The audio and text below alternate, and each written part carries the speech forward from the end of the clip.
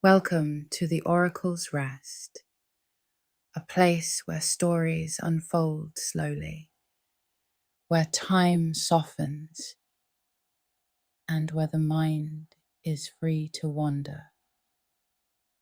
Tonight, we explore a collection of quiet and enduring ideas, drawn from one of the oldest living traditions in the world, a tradition that does not begin at a single moment, with a single founder or a single text, but instead unfolds gradually across thousands of years.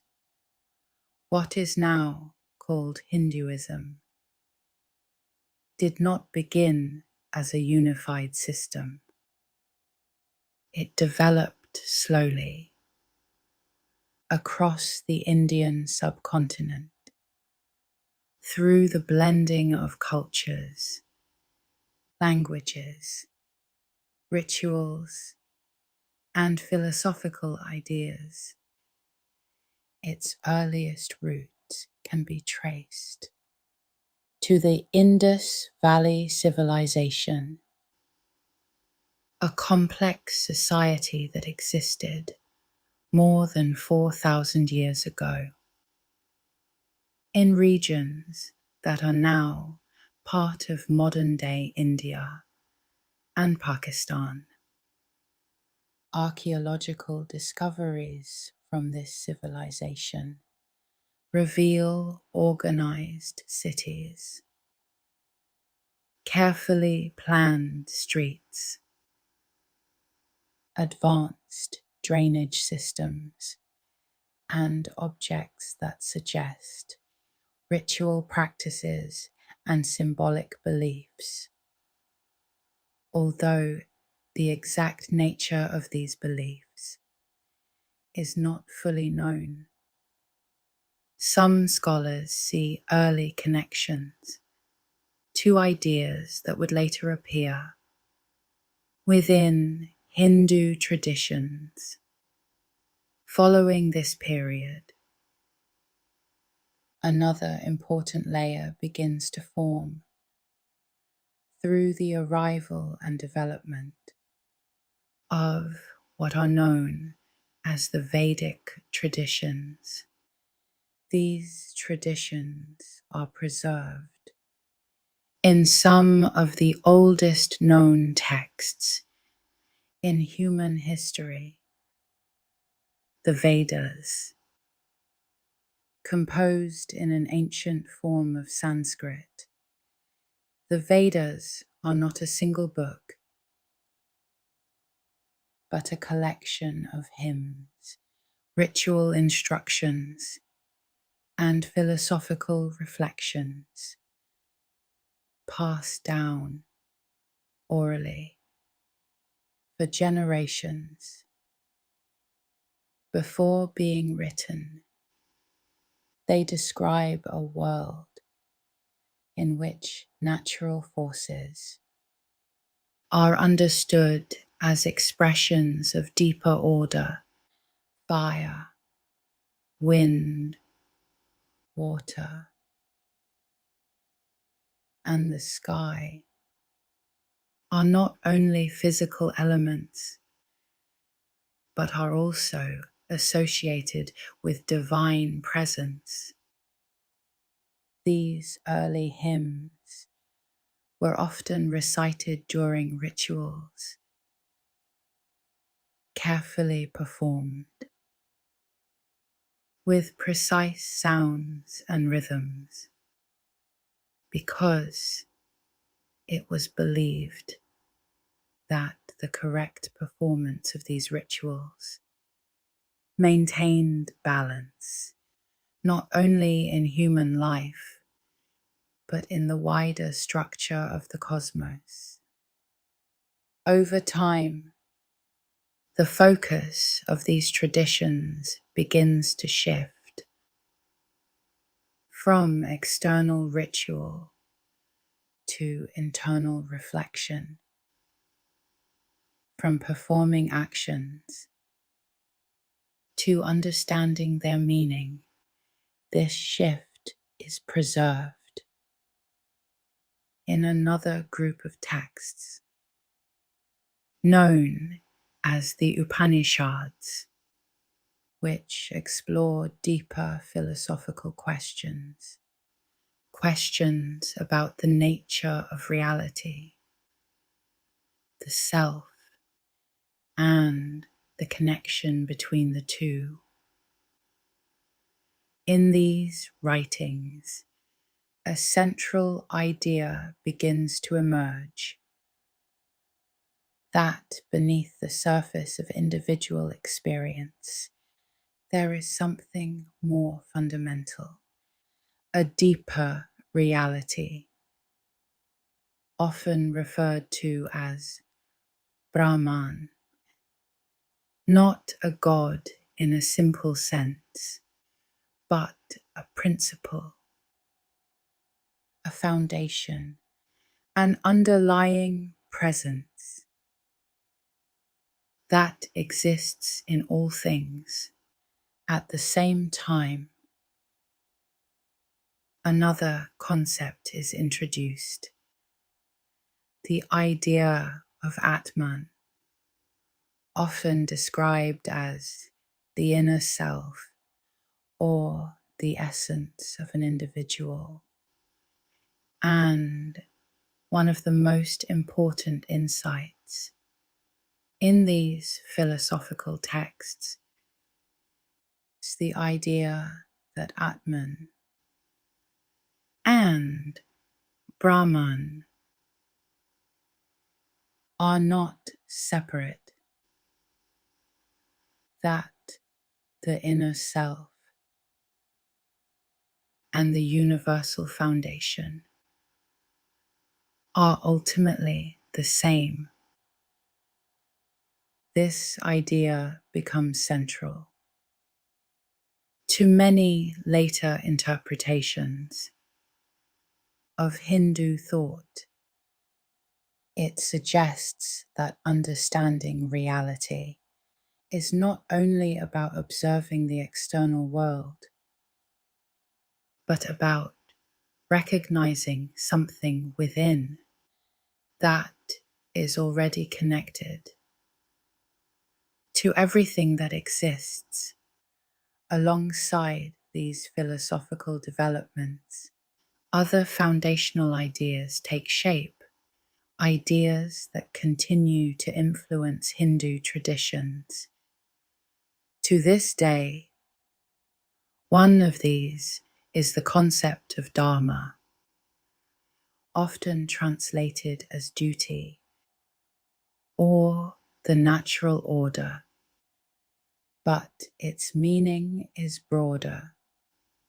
It refers to the principles that sustain balance in the individual, in society, and in the universe as a whole.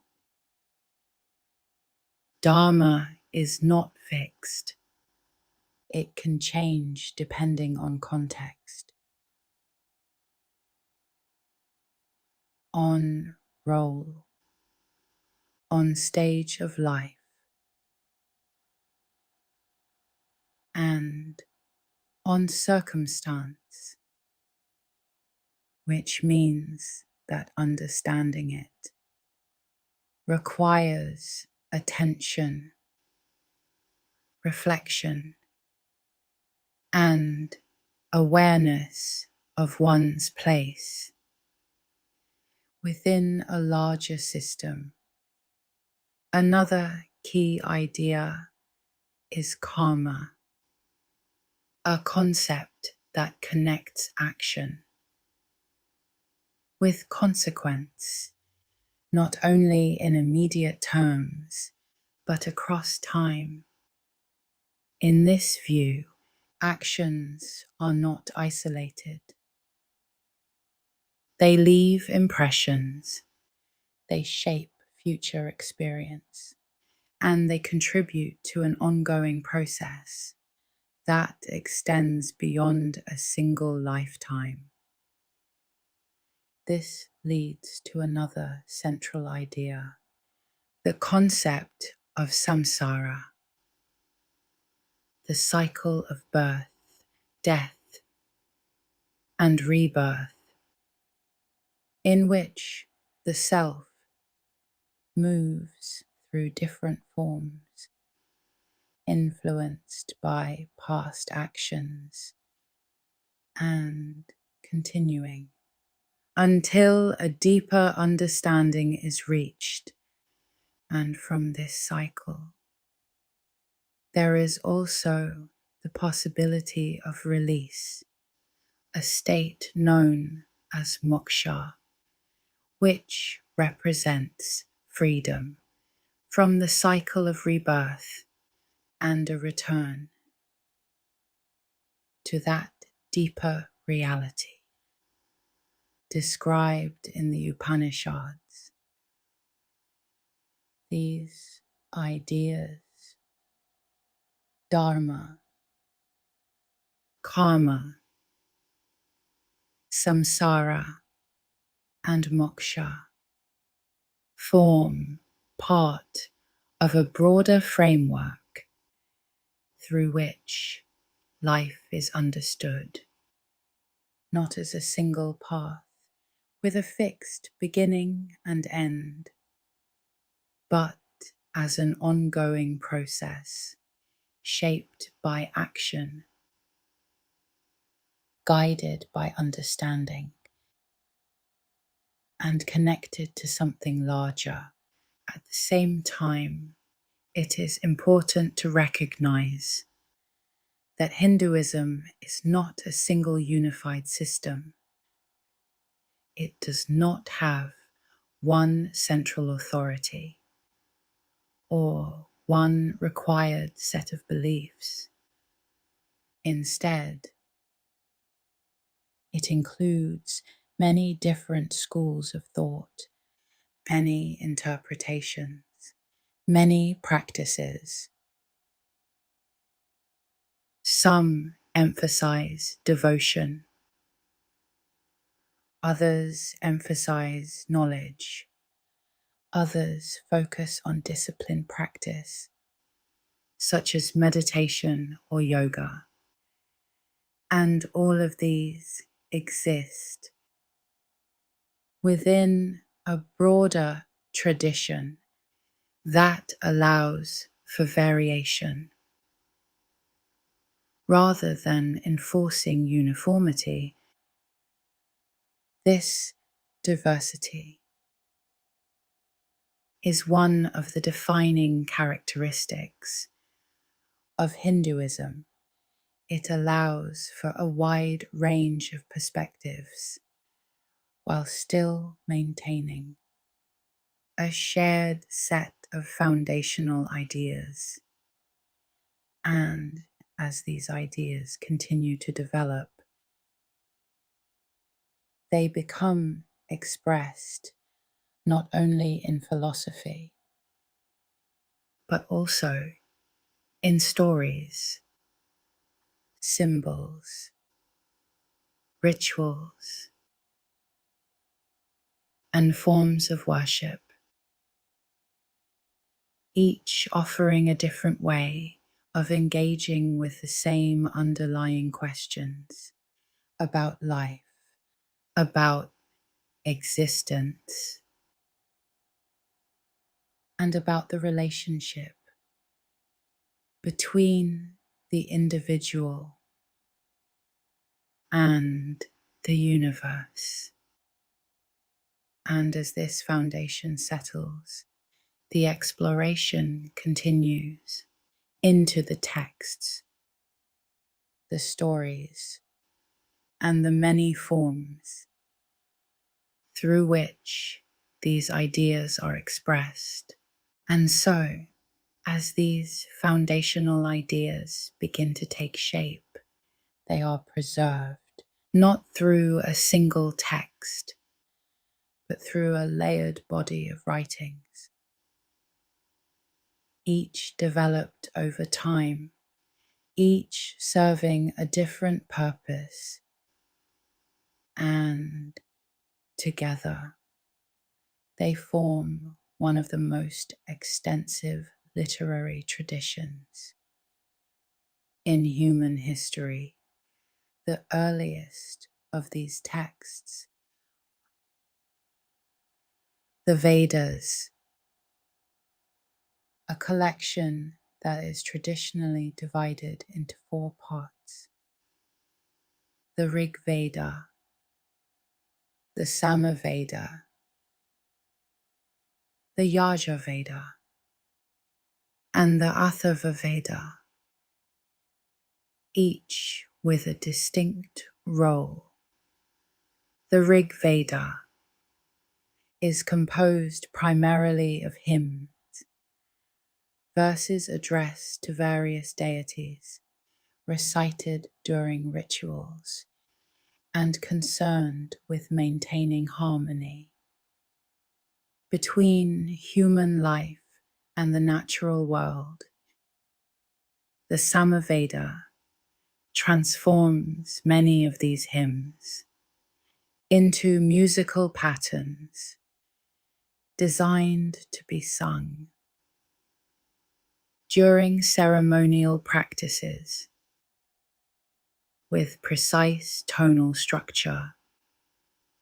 The Yajurveda provides detailed instructions for how rituals are to be performed, including the sequence of actions, the placement of offerings, and the specific words to be spoken. The Atharva Veda contains a broader range of material, including hymns, but also reflections on health, daily life, and protective practices. Together, these texts represent a system in which sound, ritual, and meaning are closely connected, because in early Vedic tradition, the accuracy of sound was considered essential, not symbolic, but functional. The correct pronunciation of each syllable was believed to carry effect, to maintain order, to align human activity with a larger structure. For this reason, the Vedas were preserved orally for centuries through memorization with highly developed techniques to ensure precision. Students would learn not only the words, but the exact intonation,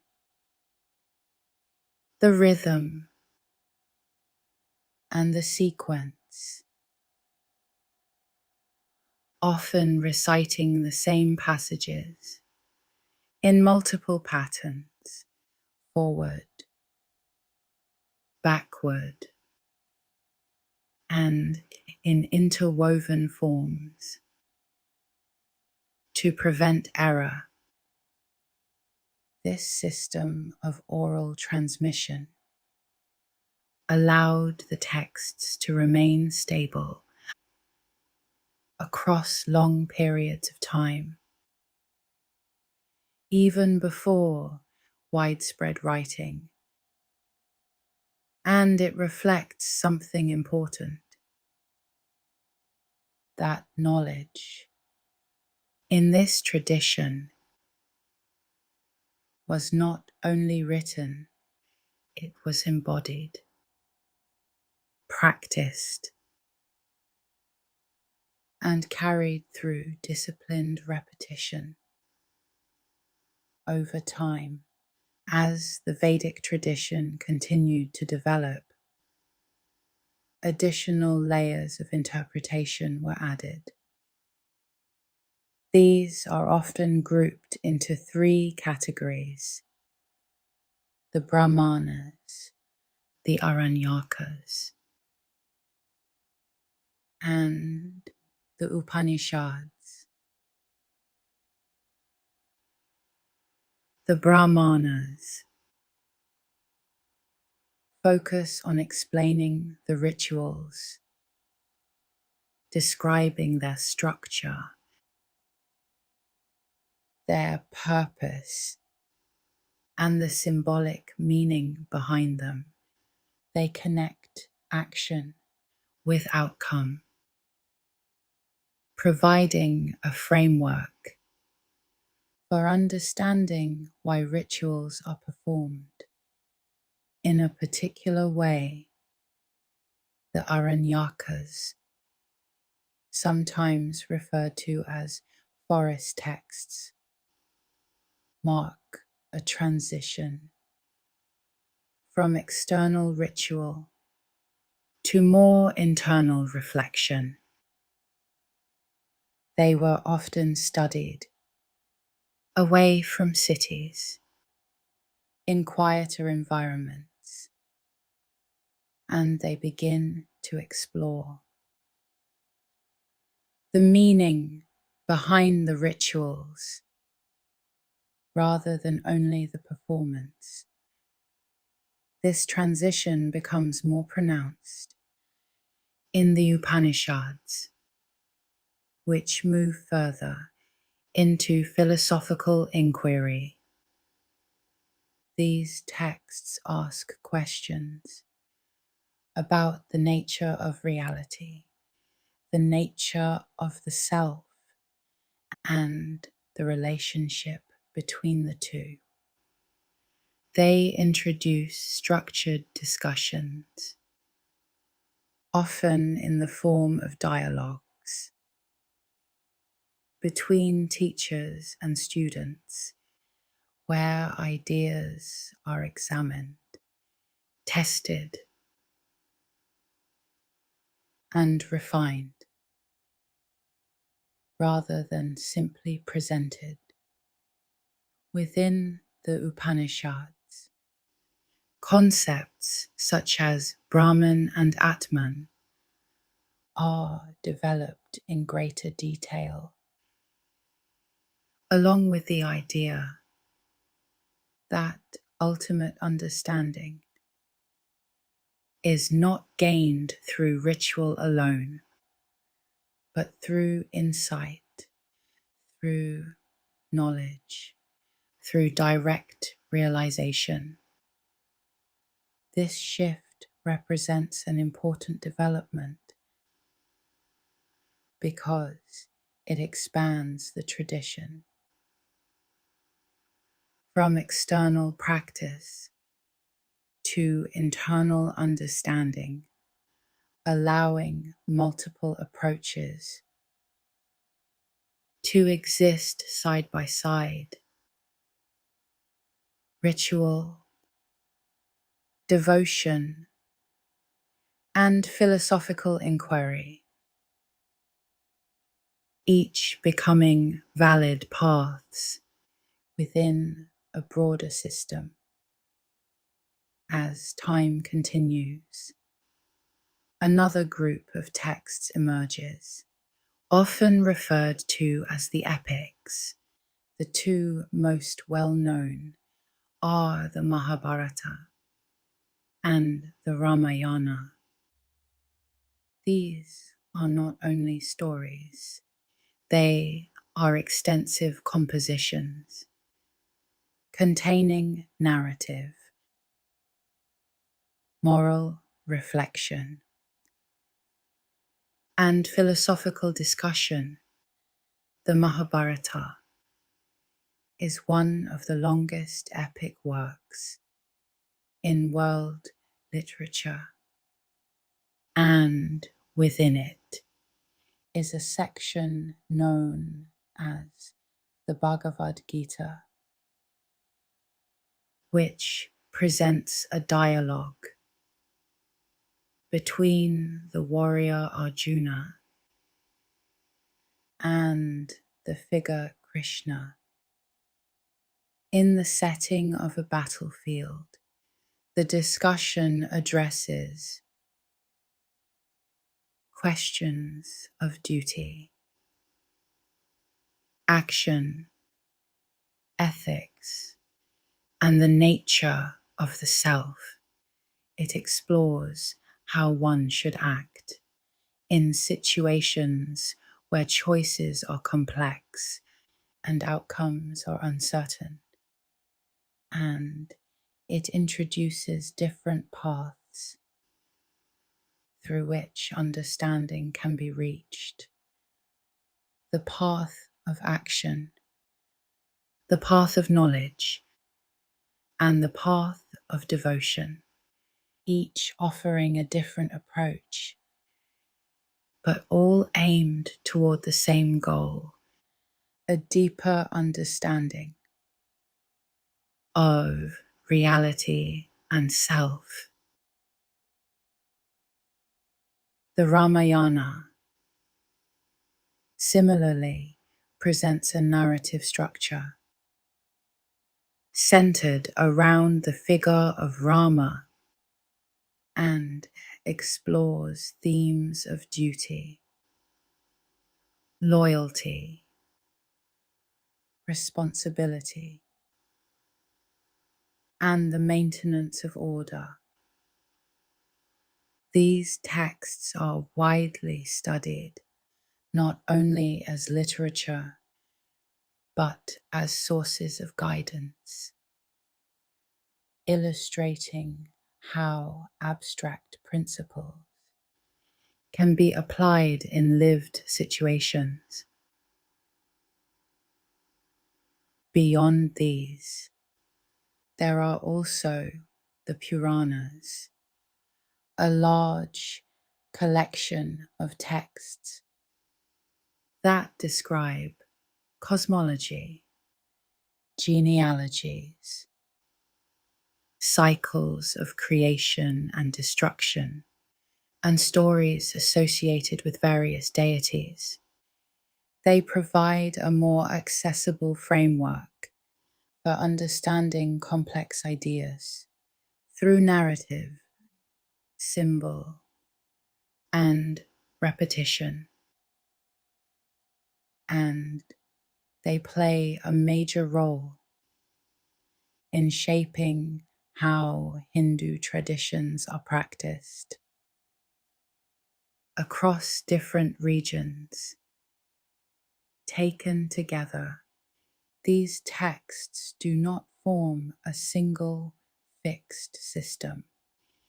They represent layers developed over time, each contributing to a larger body of knowledge, which remains open, interpretive, and adaptable. And so, as the structure of texts and ideas becomes clearer, another layer begins to take form, not only through philosophy, but through representation, through figures, symbols, and forms that express complex ideas in a more visible way.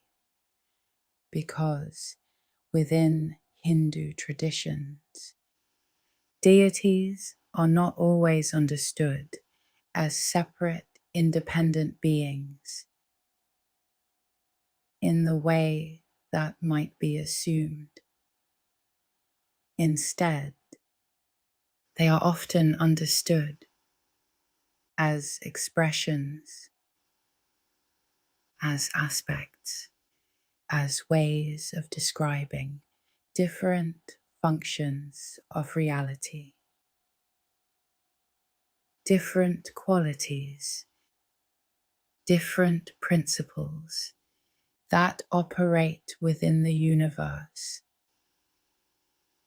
This is an important distinction because it means that the presence of many deities does not necessarily imply many unrelated systems, but rather multiple ways of understanding, a shared foundation.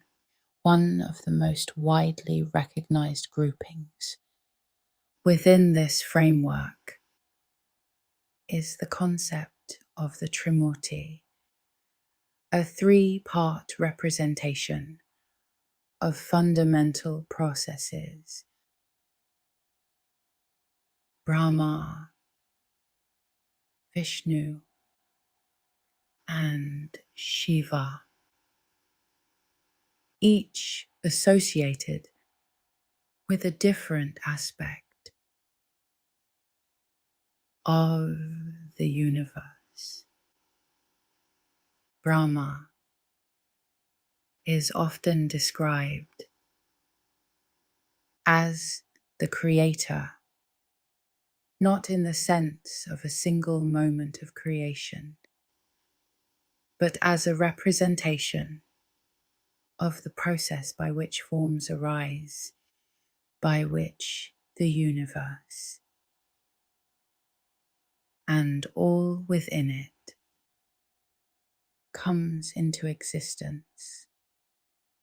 Vishnu is associated with preservation, the maintenance of order, the continuation of structure, the balance that allows systems to remain stable over time. And Shiva is associated with transformation, often described as destruction, but more accurately understood as the process of change, the dissolution of forms that allows for renewal and continuation. Together, these three do not represent separate events, but ongoing processes: creation, preservation, and transformation occurring continuously at all scales, from the smallest structures to the largest systems. This model reflects something fundamental: that reality is not static, it is dynamic, constantly forming, sustaining, and changing. And these processes are not isolated. They are interdependent, each one necessary for the others. Beyond this framework, there are many other deities, each associated with specific qualities, functions, or symbolic meanings. For example, Saraswati is associated with knowledge, learning, and the flow of understanding, often represented with a book or a musical instrument, indicating both intellectual and creative expression. Lakshmi is associated with prosperity, not only in material terms, but also in the sense of well-being, balance, and the conditions that allow life to flourish. Parvati is associated with strength, stability, and the sustaining aspects of existence, often understood in relation to other forms, such as Durga, who represents protection and the ability to overcome disorder, or Kali, who represents transformation, time, and the dissolution of structure. These figures are not only symbolic, they are also central to devotional practices, where individuals may focus on one form or one aspect as a way of engaging with the broader system. This approach is sometimes referred to as a form of focused devotion, where a single deity is understood as a complete expression of the underlying reality, rather than as a separate entity. This allows for both diversity and unity, multiple forms connected to a single foundation. There is also the concept of avatars, particularly associated with Vishnu. An avatar is understood as a manifestation,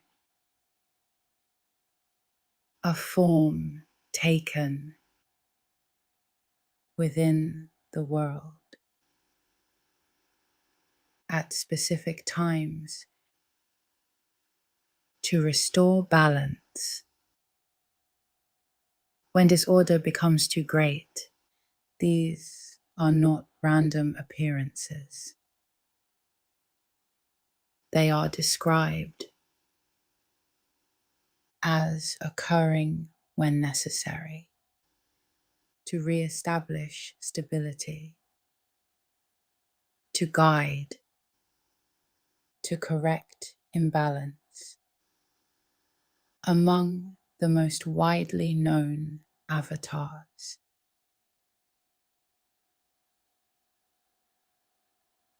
is Krishna,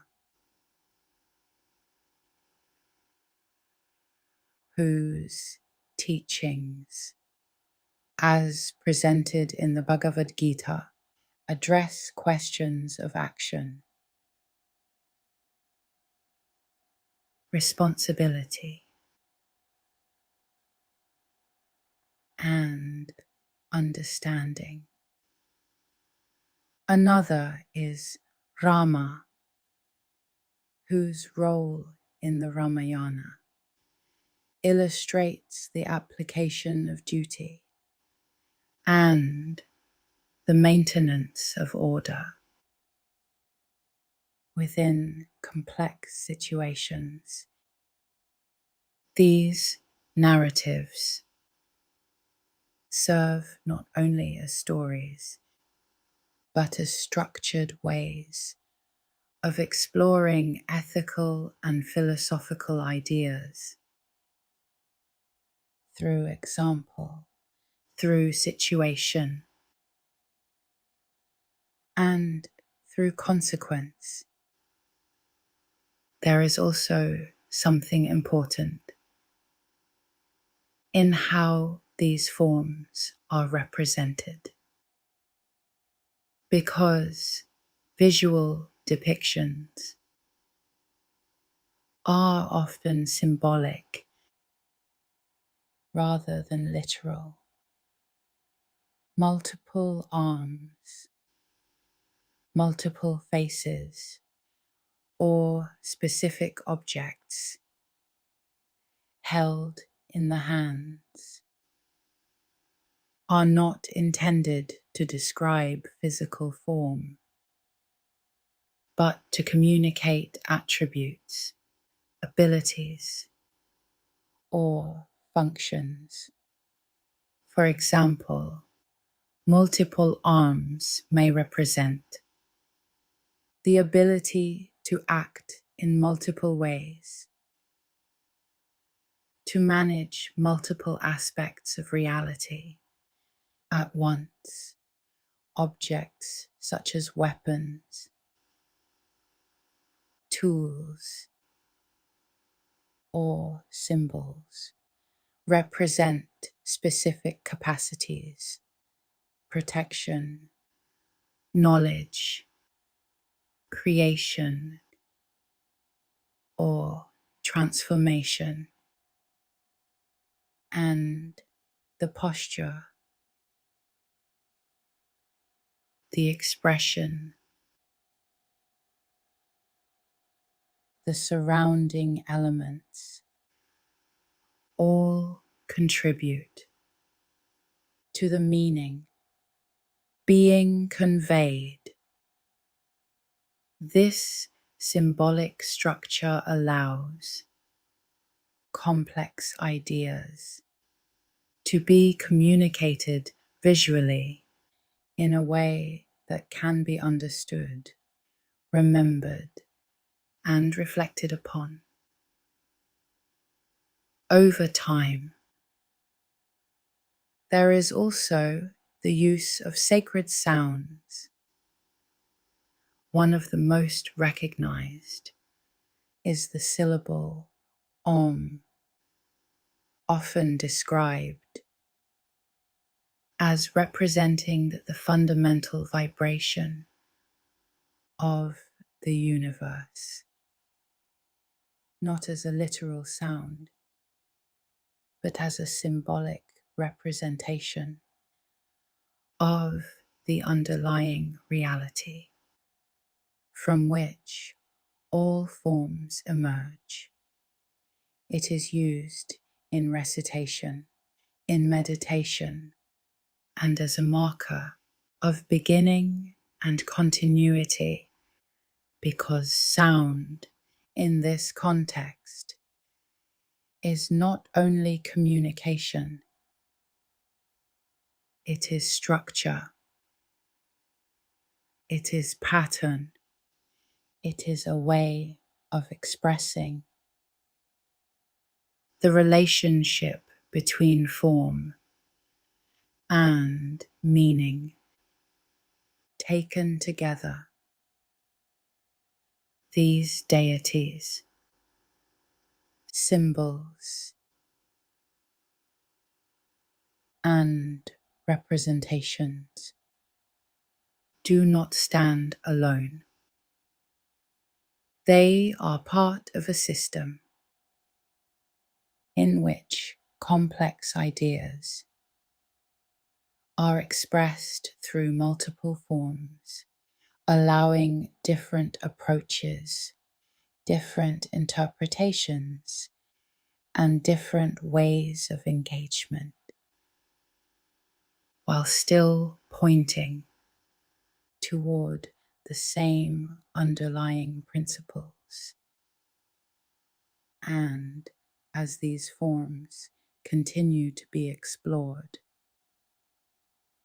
they connect not only to belief, but to practice, to action, to the ways in which individuals move through daily life. And from here, the exploration continues into the systems of practice, the disciplines, and the structured paths through which these ideas are applied. And so, as these ideas take form through philosophy, through texts, and through symbolic representation, they are not left as abstract concepts. They are applied, structured into practices, disciplines, and ways of living through which individuals engage directly with the ideas that have been described. Because within Hindu traditions, understanding is not only theoretical, it is experiential, developed through action, through reflection, and through repeated practice over time. One of the most widely recognized frameworks for understanding these practices is the concept of yoga, not limited to physical movement, but understood more broadly as a system, a method, a disciplined approach to aligning the individual with a deeper understanding of reality. The word yoga itself is derived from a root meaning, to join or to unite, indicating a process through which the individual self is brought into alignment with a larger principle. Within this framework, different paths are described, each offering a distinct method, but all directed toward the same goal. One of these is karma yoga, the path of action. In this approach, focus is placed on performing actions without attachment to the outcome, acting with intention, but without dependence on specific results.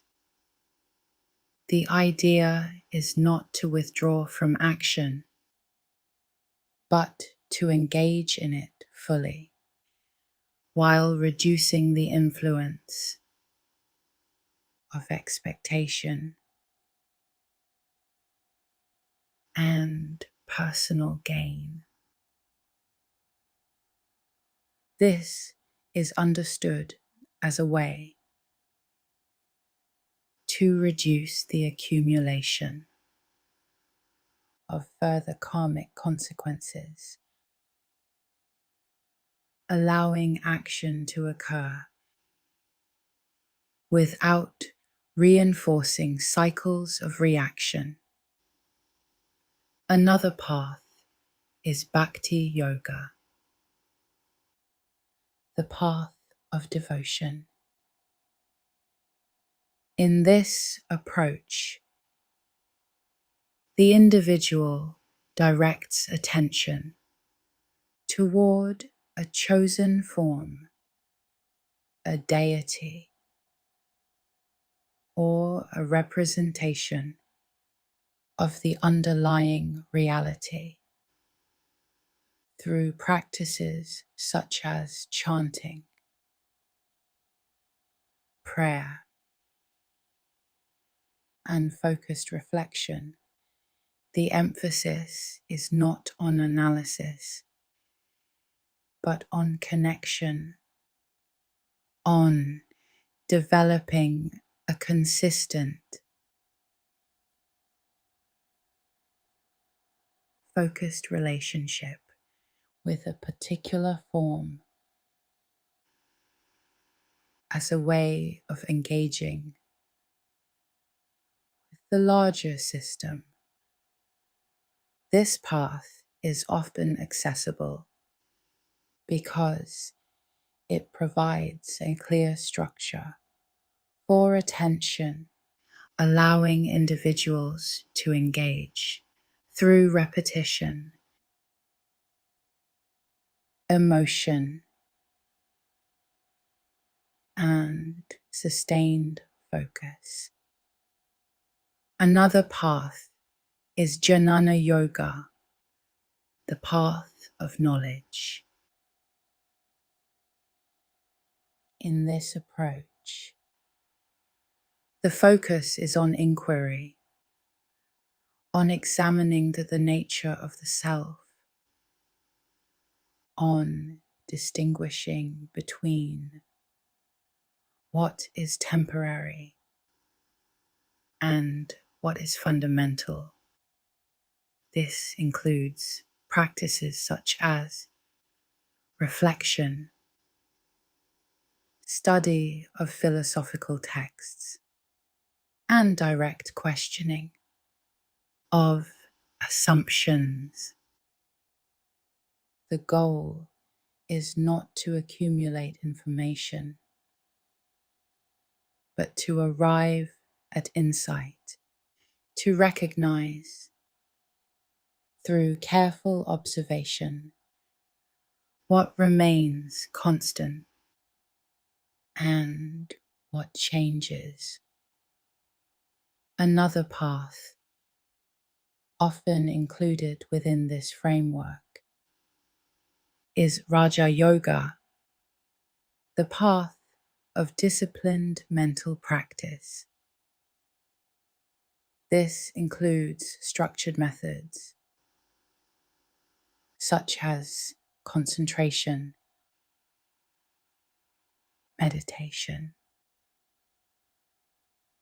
and the regulation of attention, often described through systems that outline stages of mental focus,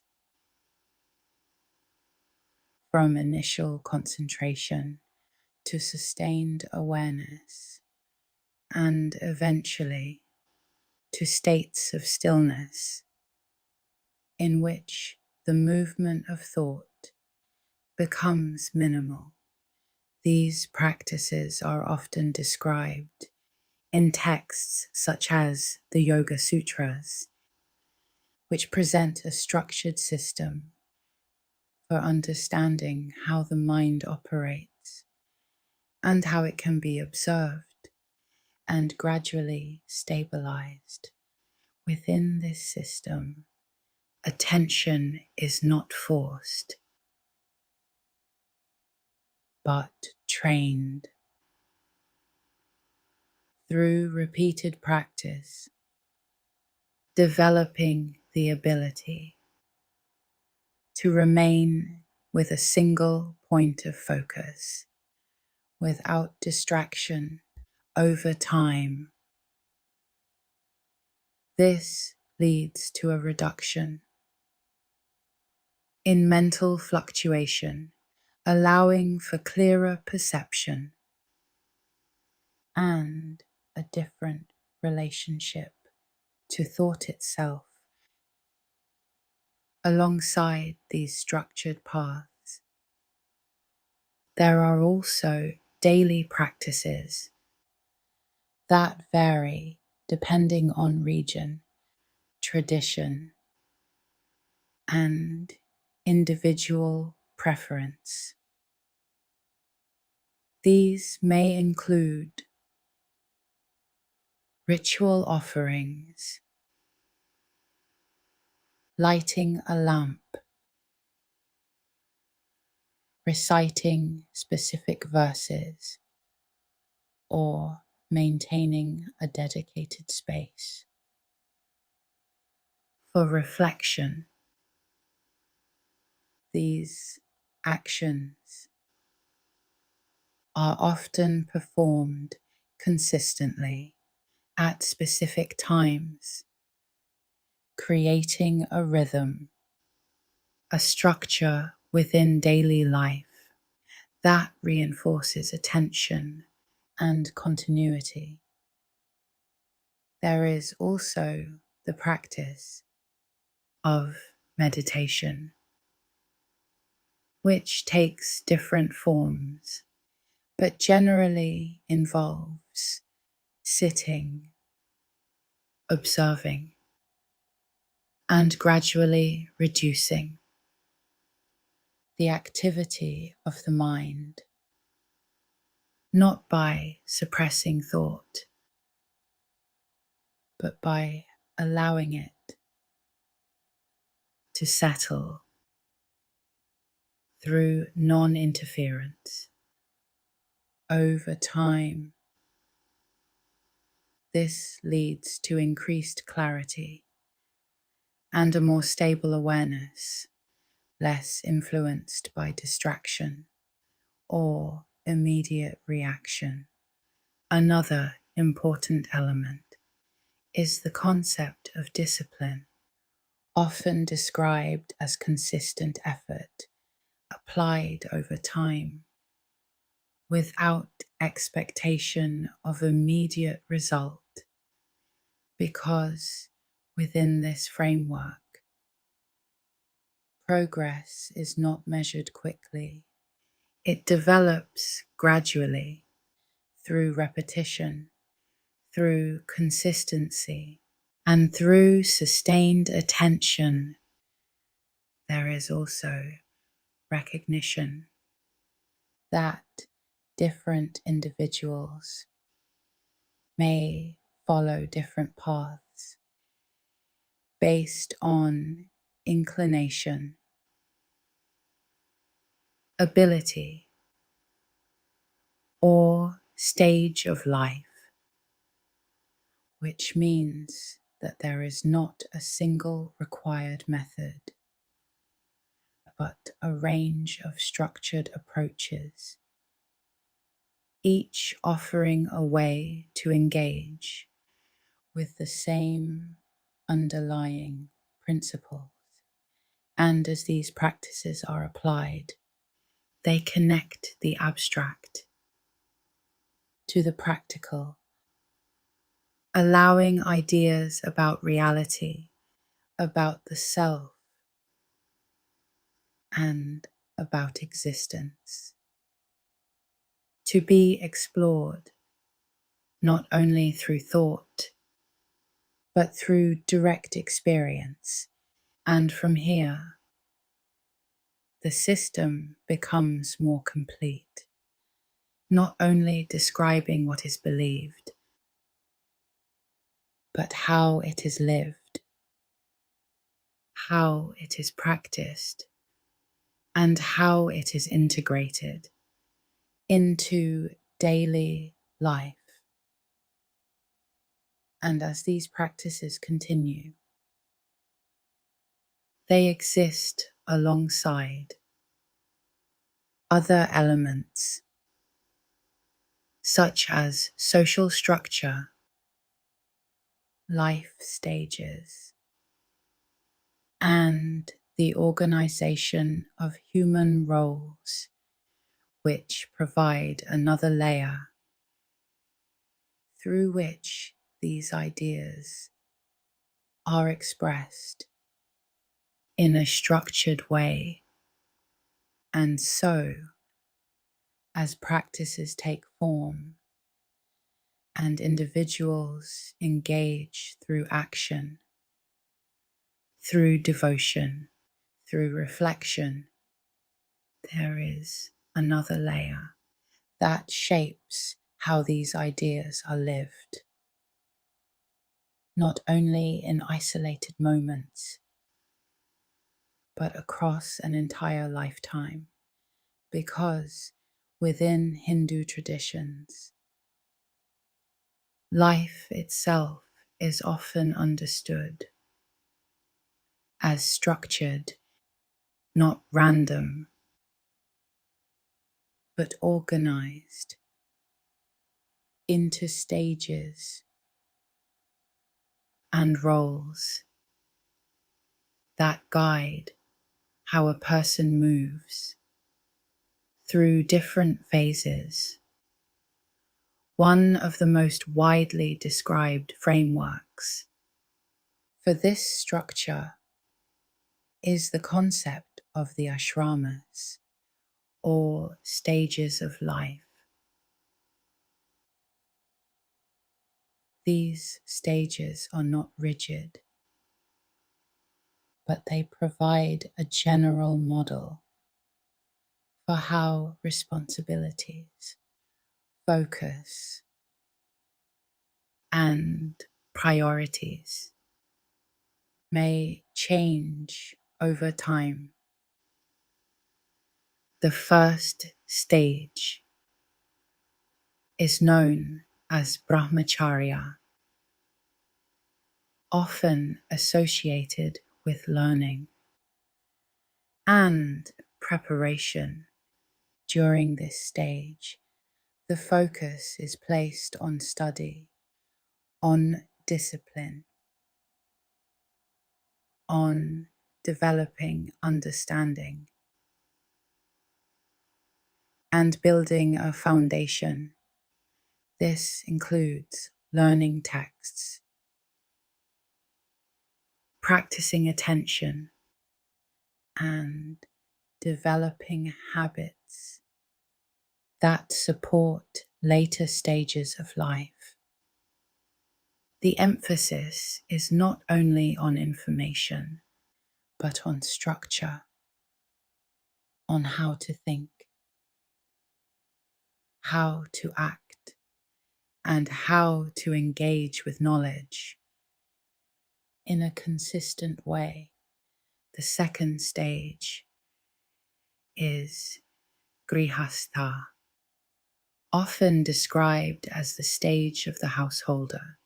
In this phase, the individual takes on responsibilities related to family, work, and participation in society. This stage is considered central because it supports not only the individual, but the broader system, providing stability, resources, and continuity. Through this role,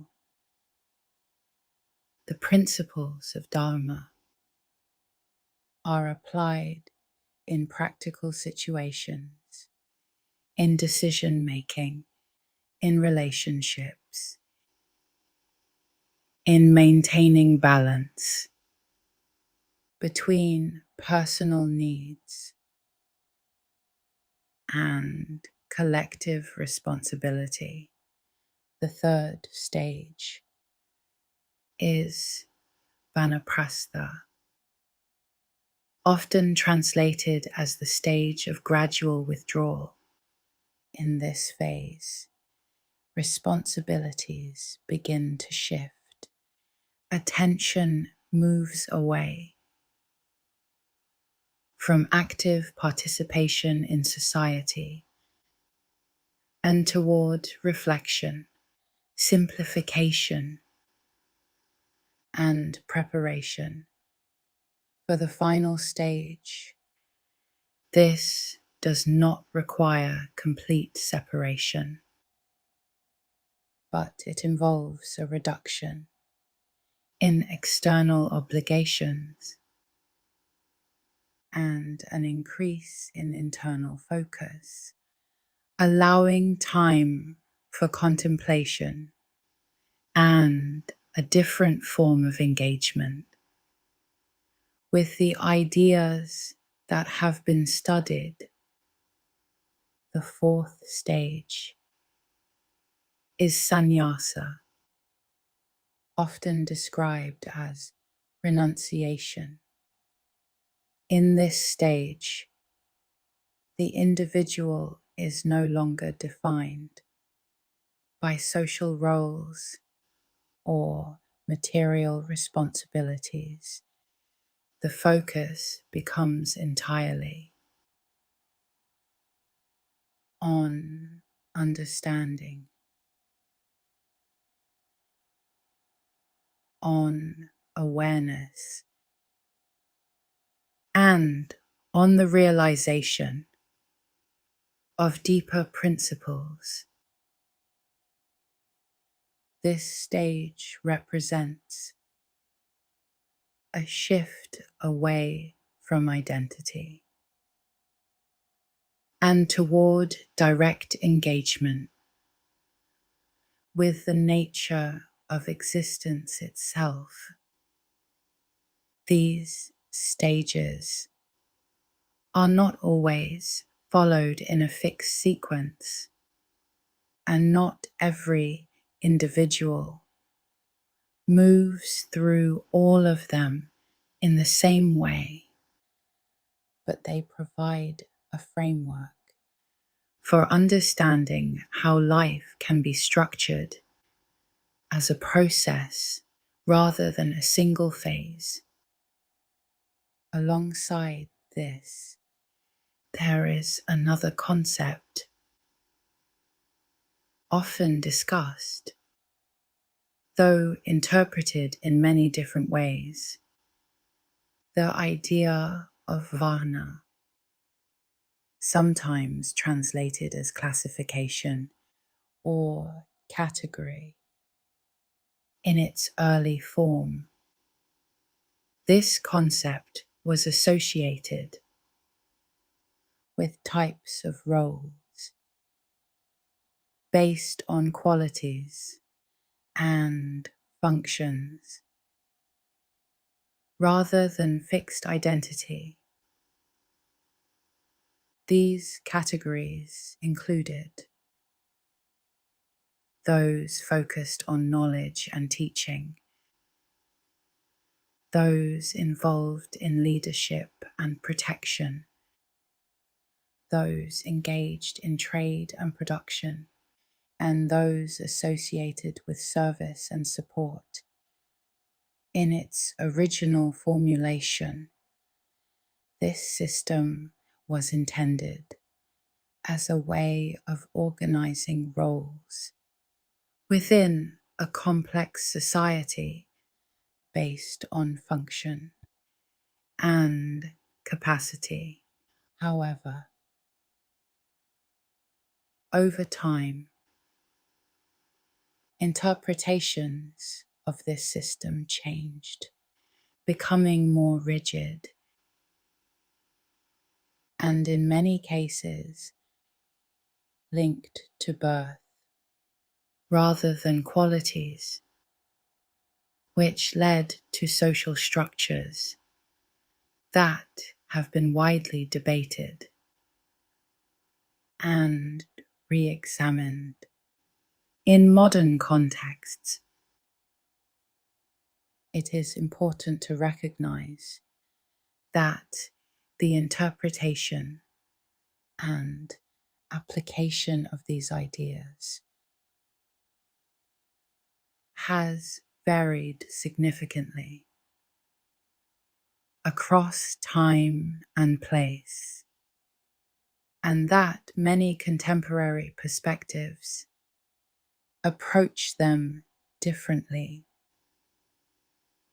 focusing more on underlying principles than on fixed structure.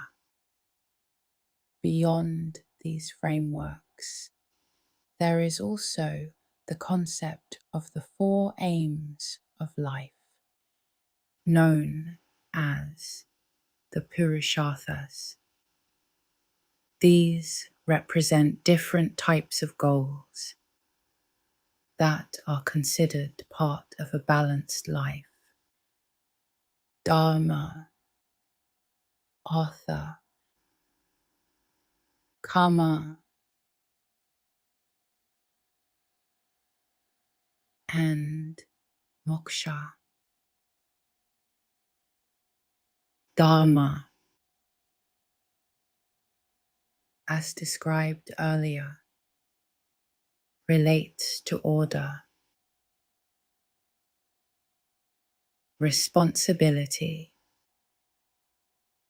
and alignment with principles.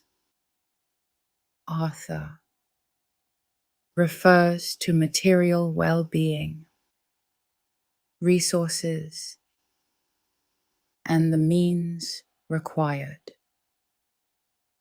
to sustain life. Kama refers to desire, enjoyment, and the experience of pleasure in a balanced and structured way. And moksha represents release, freedom from cycles, and the realization of deeper understanding. These four aims are not seen as mutually exclusive, but as elements that must be balanced within a lifetime, each one contributing to a complete experience of life, without one entirely replacing the others. This framework adds another layer because it shows that the system does not focus only on withdrawal or only on material life, but on balance, on integration, on recognizing multiple aspects of human experience and organizing them in a way that remains sustainable. Over time, taken together, these structures, the stages of life, the organization of roles, and the aims of living provide a way to connect philosophical ideas with everyday existence, allowing abstract principles to be expressed through choices, through behavior, and through the progression of life itself. And as this structure becomes clear, the system continues to expand, not only through individual practice, but through shared traditions, rituals, festivals, and collective expressions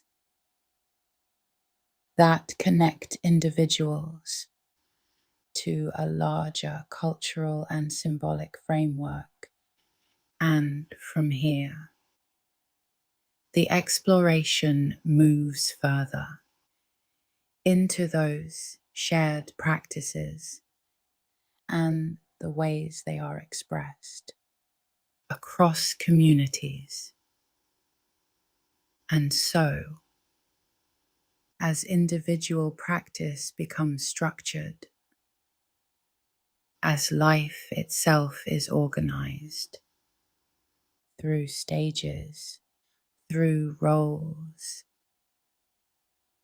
and through balanced aims, these ideas are not only expressed at the level of the individual, they are also expressed collectively through shared practices, through repeated actions, and through events that occur across communities. because within Hindu traditions, ritual is not separate from daily life. It is integrated into it, appearing in both simple forms and more elaborate structures. One of the most common forms of ritual is known as puja, a structured act of offering, often performed in homes, temples, or designated spaces. The process typically involves the presentation of items such as light, water, food, or flowers, each element carrying symbolic meaning. Light represents clarity, awareness, and the removal of obscurity. Water represents purification, continuity, and life itself. Food offerings represent sustenance, gratitude, and the acknowledgement of dependence on larger systems. These actions are not performed randomly.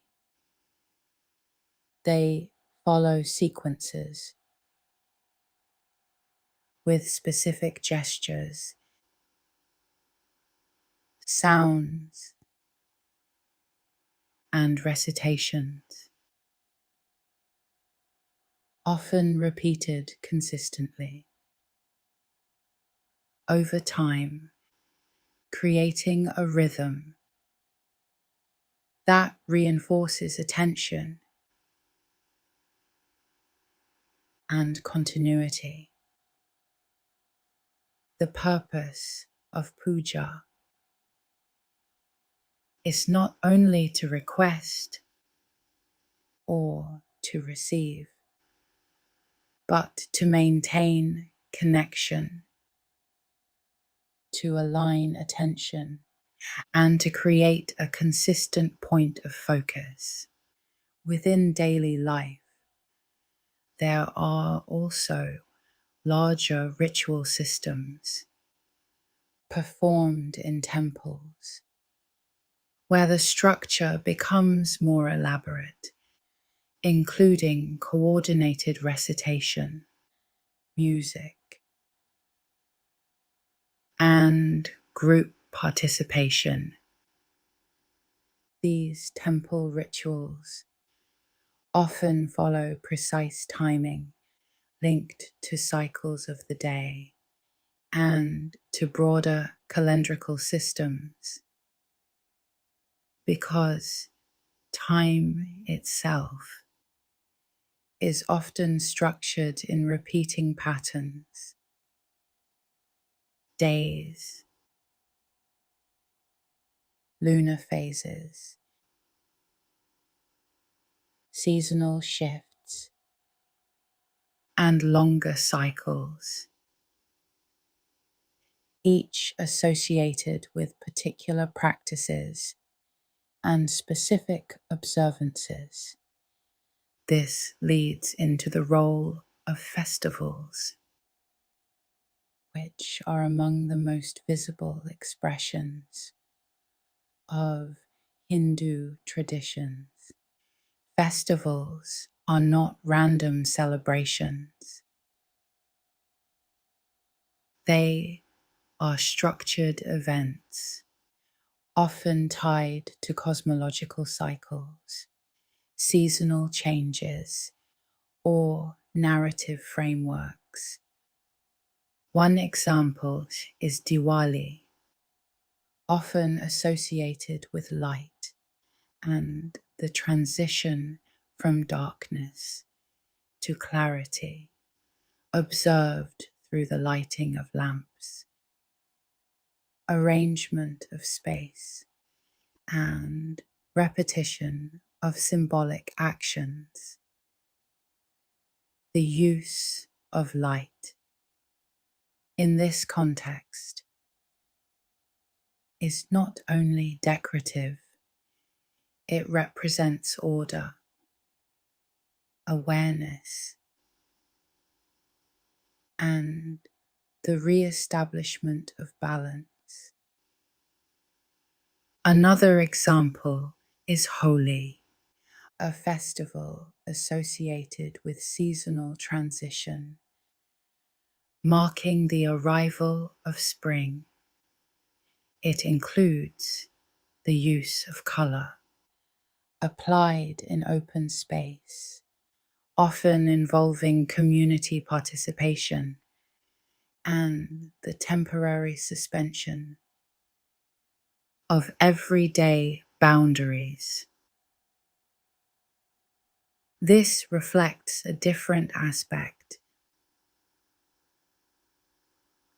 of structure, where order is briefly relaxed, allowing for variation and renewal. There are also festivals associated with specific deities, such as Navaratri, which spans multiple days and involves structured sequences of worship, music, movement, and reflection. Each day often associated with different forms representing different qualities and aspects of the system. These festivals serve multiple functions. They reinforce shared understanding. They provide structure across time, and they create continuity between generations, allowing knowledge to be transmitted not only through text, but through repeated experience. There is also the role of pilgrimage, travel to specific locations, considered significant due to historical, geographical, or symbolic reasons. Rivers, temples, mountain regions, each associated with particular meanings and practices. The act of travel itself becomes part of the process, introducing effort, disruption of routine, and a shift in environment, which allows for a different kind of attention and reflection. These locations are not uniform. They vary widely, and their significance often develops over time through association, through narrative, and through repeated visitation. There is also the use of mantra, structured sound, repeated consistently, often using specific syllables or phrases with defined patterns. The repetition of sound serves multiple functions. It stabilizes attention. It creates rhythm, and it reduces variation in thought, allowing the mind to settle, not through suppression, but through consistency and pattern. This aligns with earlier emphasis on sound as structure and on the relationship between repetition and stability. There is also a broader system of observances linked to life events, birth, education, marriage, and death, each marked through specific rituals designed to acknowledge transition and to provide structure at key points in life. These are not isolated acts. They are integrated into a wider system, connecting individual experience with shared meaning and collective continuity. Taken together, rituals, festivals, pilgrimage, and structured observances form a network through which abstract ideas become lived experience, not only understood, but repeated, reinforced, and maintained across time and across communities. This continuity is one of the defining characteristics of the tradition because it allows ideas to remain active, not fixed in a single form, but expressed through many, adapting while maintaining connection to foundational principles. And as these collective practices continue, they connect not only to action, but to deeper patterns of time, of repetition, and of large-scale cycles that extend far beyond individual experience. And from here, the exploration moves further into those larger cycles, into the structure of time itself and how it is understood across vast scales. And so, as practices unfold through daily life, and as rituals create structure across communities, there is another layer, one that extends far beyond individual experience, beyond a single lifetime, and into the structure of time itself. Because within Hindu traditions, time is not understood as a single linear progression with a fixed beginning and a fixed end. Instead, it is often described as cyclical, repeating, expanding across vast scales, far beyond ordinary measurement. One of the most well-known frameworks for describing this is the concept of the yugas, large epochs of time, each representing a different phase of order and structure.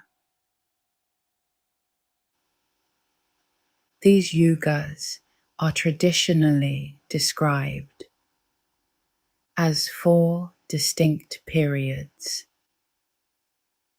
Satya Yuga, Treta Yuga, Dvapara Yuga,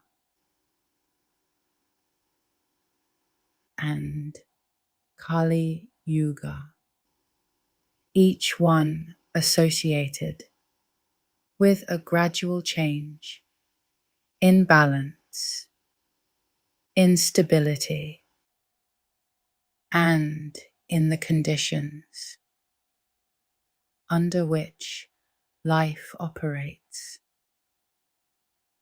Satya Yuga is described as a period of clarity, stability, and alignment, where order is maintained and where the principles of dharma are fully present. Treta Yuga represents a slight shift where some imbalance begins to appear, though structure remains largely intact. Dvapara Yuga introduces further variation with increasing complexity and a gradual reduction in stability. And Kali Yuga is described as the current phase, a period marked by greater uncertainty, reduced alignment, and increased fragmentation. These descriptions are not presented as precise measurements, but as conceptual models, ways of understanding change over time at a large scale. Each of these yugas is said to extend across immense durations, measured not in years, but in spans that exceed ordinary comprehension, and together they form a larger cycle, which repeats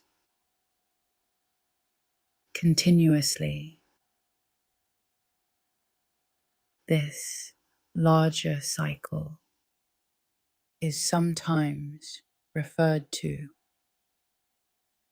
as a Mahayuga, a complete sequence of all four phases, but the structure extends further because multiple Mahayugas are grouped into even larger cycles, expanding outward in scale through layers of increasing duration. This leads to another concept, the idea of a kalpa, often described as a day in the life of Brahma. Within this framework, a single kalpa represents a period of cosmic activity during which the universe exists, followed by a period of dissolution in which forms are no longer sustained. And then the cycle begins again. This model reflects something consistent with earlier ideas that creation, preservation, and transformation are not isolated events, but ongoing processes occurring repeatedly across vast scales. There is also the idea that the universe itself is not permanent, that it emerges, exists for a period, and then dissolves, returning to a more fundamental state before emerging again. This aligns with earlier discussions of cyclical structure, where time does not move toward a final endpoint, but continues through repeated phases of formation and dissolution. These cycles are not described as identical repetitions, but as patterns that maintain structure while allowing variation. And this introduces another important point, because within this framework, time is not only large in scale, it is also layered, operating differently at different levels. Human experience, daily cycles, seasonal changes, and cosmic durations all exist simultaneously, each with its own rhythm, its own structure, and its own significance. There is also a connection between these cosmic cycles and individual experience, because while the scales differ, the underlying pattern remains similar. Formation, stability, change, and renewal, occurring at multiple levels, from the smallest to the largest. This creates a continuity between personal experience and cosmic structure, allowing the same principles to be observed across different scales.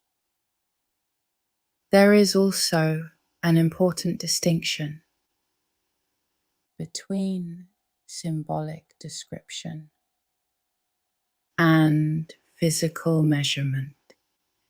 These models are not presented as scientific calculations, but as structured ways of understanding time. In a broader sense, providing a framework for thinking about duration, change, and repetition without requiring precise numerical definition. They allow time to be understood not only as sequence, but as pattern, as rhythm, as movement through phases. And this perspective changes the way beginning and end are understood, because within a cyclical model, a beginning is not absolute. It is a transition from one phase to another, and an ending is not final, but part of the same process, leading into the next stage.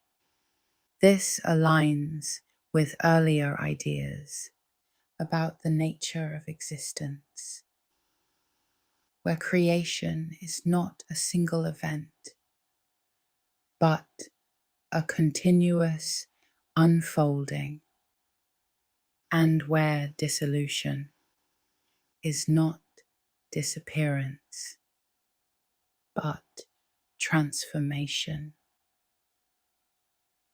Within an ongoing system, taken together, these concepts of cosmic time provide a way of understanding the universe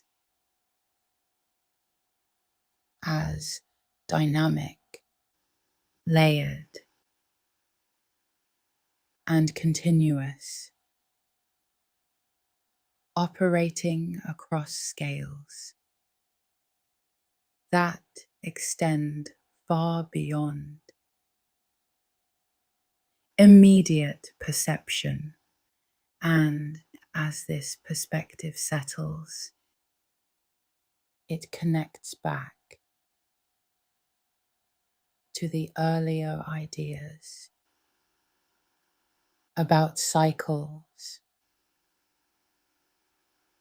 about repetition, and about the absence of a single fixed beginning, because within this framework, time itself does not point to a single origin, but to a structure that continues through phases, across vast durations, without a clear starting point. And from here, the exploration continues into the philosophical systems that examine these ideas more directly, not through symbol or narrative, but through structured reasoning and analysis. And so, as these ideas expand across time, through texts, through practice, through cycles, and through structured ways of living, they are also examined in a more formal way through systems of philosophy designed to analyze, clarify, and organize the nature of reality. These systems are often referred to as darshanas, a term that can be understood as ways of seeing or structured perspectives through which reality is examined. Each system provides its own method, its own assumptions, and its own conclusions, but all are concerned with similar questions. What is the nature of the self? What is the nature of reality? And how can they be understood? One of the most influential of these systems is Vedanta, a framework derived from the later portions of the Vedic texts, particularly the Upanishads. Vedanta focuses on the relationship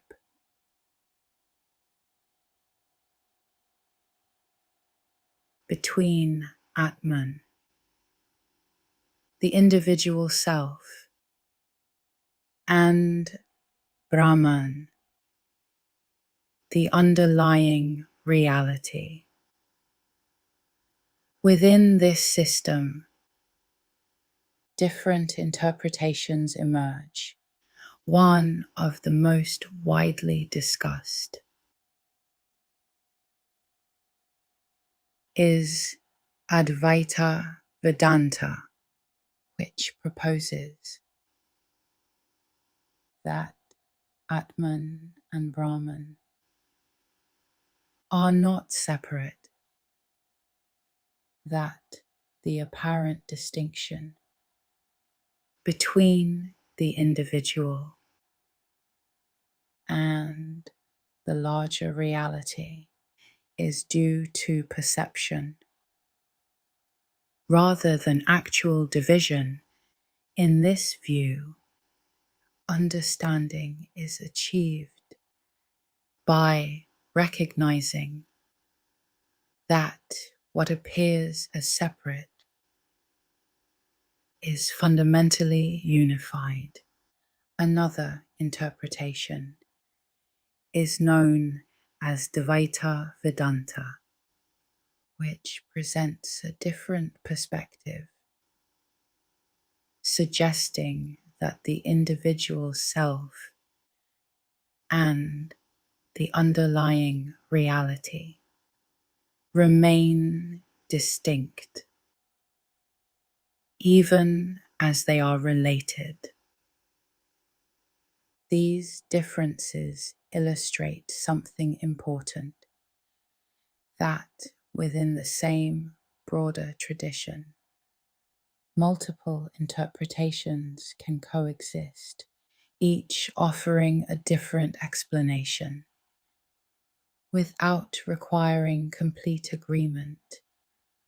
Another major system is Samkhya, a framework that approaches reality through classification and analysis.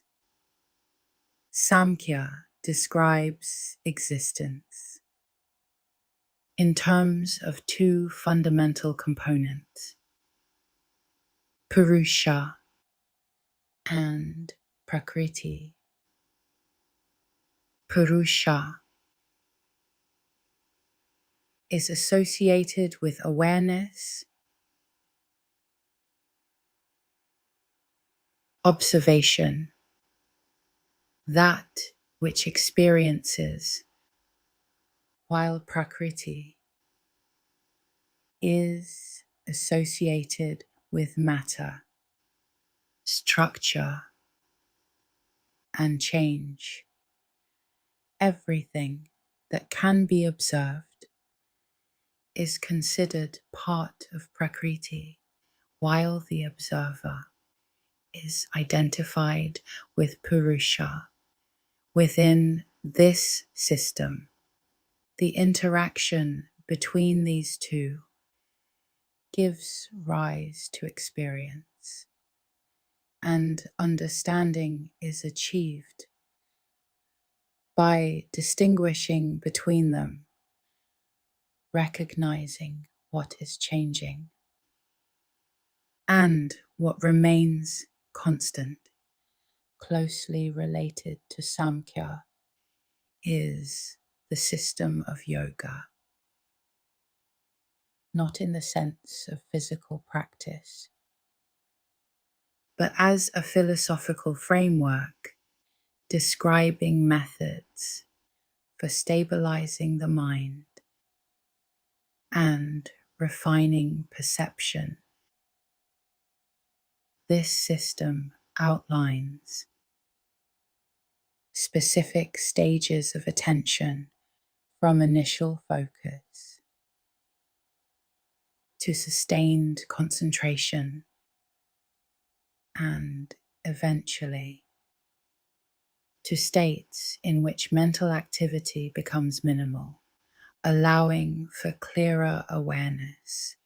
Another system is Nyaya, which focuses on logic, reasoning, and methods of knowledge. It examines how conclusions are formed, how evidence is evaluated, and how error can be identified. This includes structured approaches to inference, comparison, and direct observation, providing tools for distinguishing between valid and invalid understanding. Related to this is the system of Vaisheshika, which focuses on categorization and the analysis of physical reality. It examines how objects, qualities,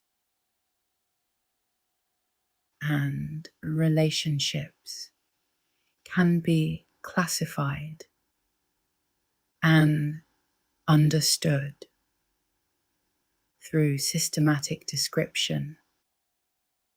Together,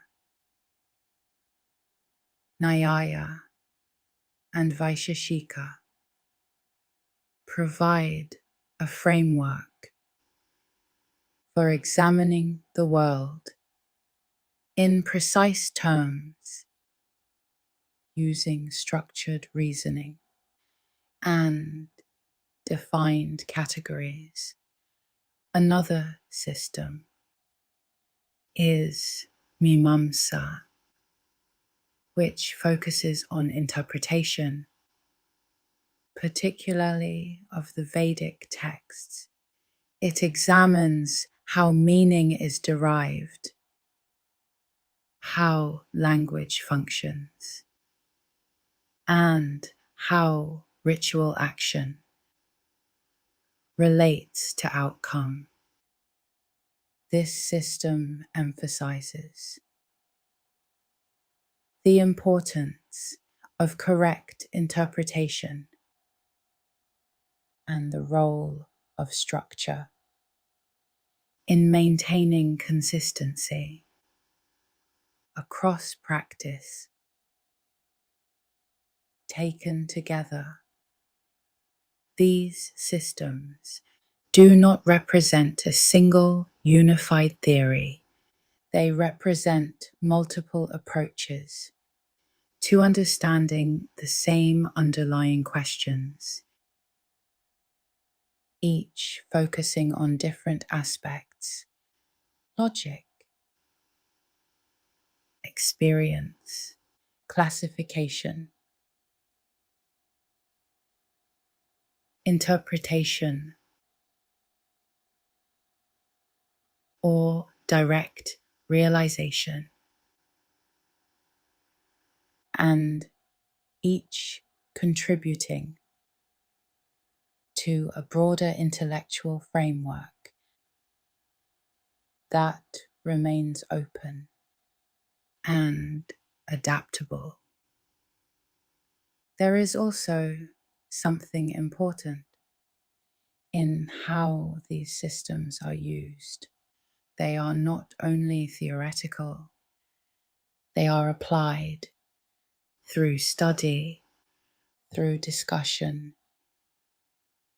through reflection, and through integration into practice, allowing ideas to be examined from multiple angles rather than accepted in a single form. This approach creates flexibility because it allows individuals to engage with different methods depending on inclination and context, while still remaining connected to a shared set of questions. And as these philosophical systems develop, they continue to interact with the other layers, texts, rituals, symbols, and lived experience, forming a network in which understanding is built not from a single direction, but from many. And as this network becomes clearer, the system as a whole begins to take shape, not as a fixed structure, but as an evolving framework in which ideas are continually examined, refined, and applied.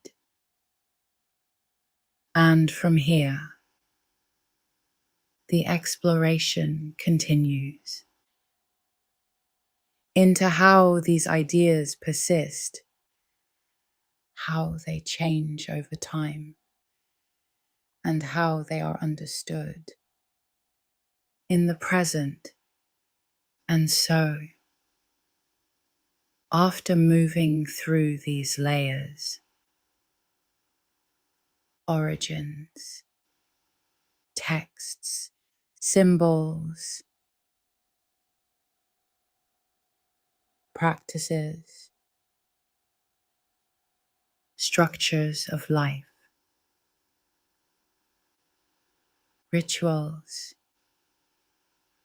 cycles of time, and systems of philosophy, a broader picture begins to take form, not as a single definition,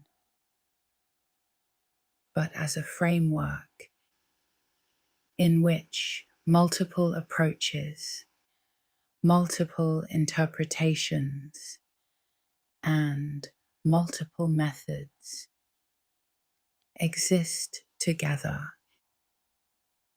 within a shared structure, because what has been described is not a single fixed system.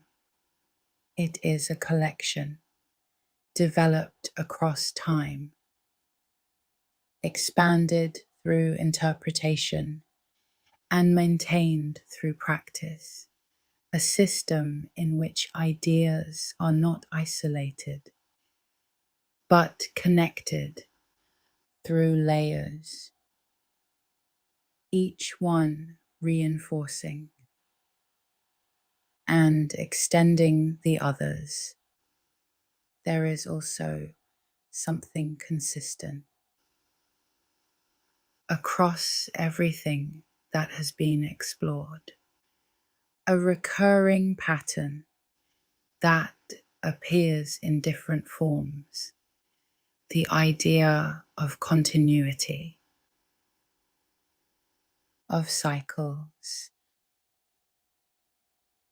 of processes that repeat, not as identical copies, but as structured movement through phases, formation, stability, change, and renewal, appearing in time, in practice, in thought, and in lived experience. This pattern does not require a single starting point or a final ending. It describes a system that continues through transformation across different scales at the level of the individual, at the level of society, and at the level of the universe itself. There is also the recognition that understanding within this framework is not limited to one method. It can be approached through action, through devotion, through reasoning, through observation, or through stillness. Each method offering a different way to engage with the same underlying questions. And this allows for variation without losing connection, allowing individuals to move through these ideas in ways that align with their own perspective, while still remaining part of a larger system. And beyond all of these structures, there remains something simple, something present, something that does not depend on explanation. Because regardless of how these ideas are understood or how they are applied, there is an experience occurring now, a continuous awareness, a steady unfolding that does not require analysis or classification to exist. It is simply present, and as attention begins to rest there, even briefly, the movement of thought can begin to slow, not by force, but by reduction, as fewer ideas are introduced, as fewer distinctions are made, and as the need to organize and understand gradually softens. The structure remains,